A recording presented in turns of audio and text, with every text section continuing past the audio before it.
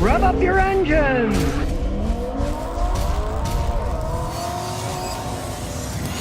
If you've noticed, in many modern cars, they don't have the traditional handbrake, the one you either pull up, or in the American cars, the one that you step on and they lock in place for the emergency brakes. They've gone to electronic emergency brakes. And you might wonder why. The traditional ones with cables have worked really quite well over the years. Well, it's because everything's being computerized. If you have like hill assist, so your car doesn't roll backwards when you're on a hill, it can put them on, and when you take off, it can turn them off.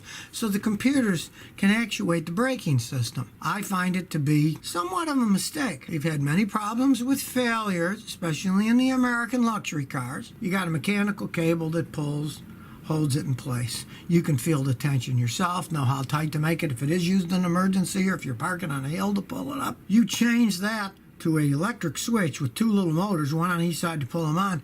Electric is the key here. There, inside the braking system, all that water goes flying around. When it's raining from the tires, snow, water all over the place, they often short out. Last thing you want is an emergency brake that is shorted out in an emergency when you need it. A physical backup, if you ask me, that's the best. But, of course, everything's going computerized, so then the computer control this and that. But realize, as they age, especially you guys that live up north, where they got all the salt on the road, that stuff's going to eat the electronics up. I've seen it in the American luxury cars, and it's going to be one expensive pain in the butt to fix if you're like me and keep your cars for years and years and years, and that stuff breaks. It's not a simple cable you got to replace anymore. It's a very sophisticated, expensive electronic system. It's going to cost you a lot more as it ages, and really, it's not that good of an emergency brake, because you pull it, the motor does it automatically. When you got it with a hand, you can do a little, a lot. I like a solid mechanical thing you can rely on. It is, after all, called an emergency brake to be used in emergencies, and if it becomes electronically controlled and it's part of the regular braking system when you're on hills and stuff, that kind of defeats the purpose. Here's a not surprising bit of news. AAA has been testing cars with these semi-autonomous driving systems, and it finds that these systems have a really hard time identifying pedestrians. They got little videos. I watched one.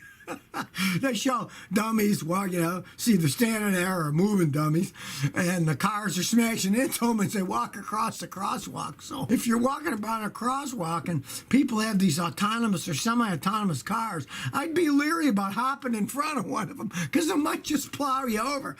In one of the videos, they show them hitting one of the pedestrian dummies and hitting the windshield.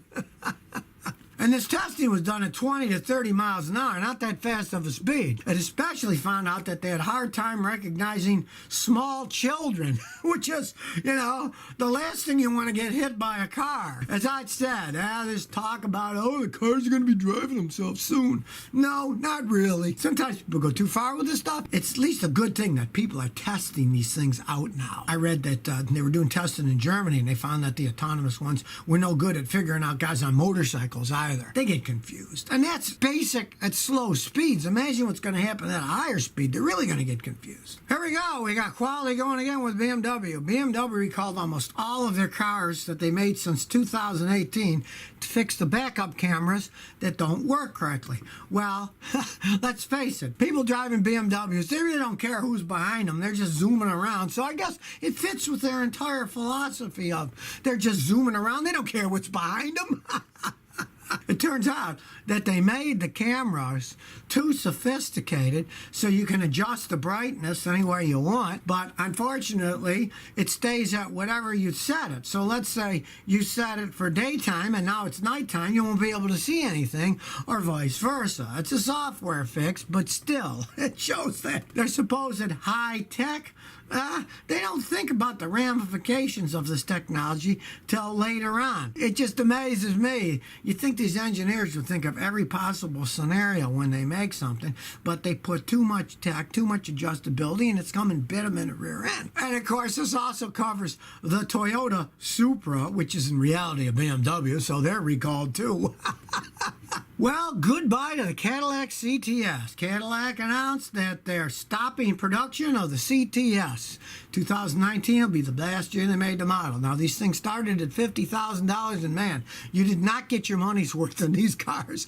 I've had customers buy them, and they were endless money pits as they aged. And sometimes as little as 60, 65,000 miles, they'd start falling apart. They were not very well built cars. They didn't hold up over time, and their resale value, woo, that stuff plummeted like a stone going over Niagara Falls. So, if you really are crazy and you want a Cadillac CTS, 2019 is the last model you can buy brand new, because they're not going to be making them anymore. So if you never want to miss another one of my new car repair videos, remember to ring that bell.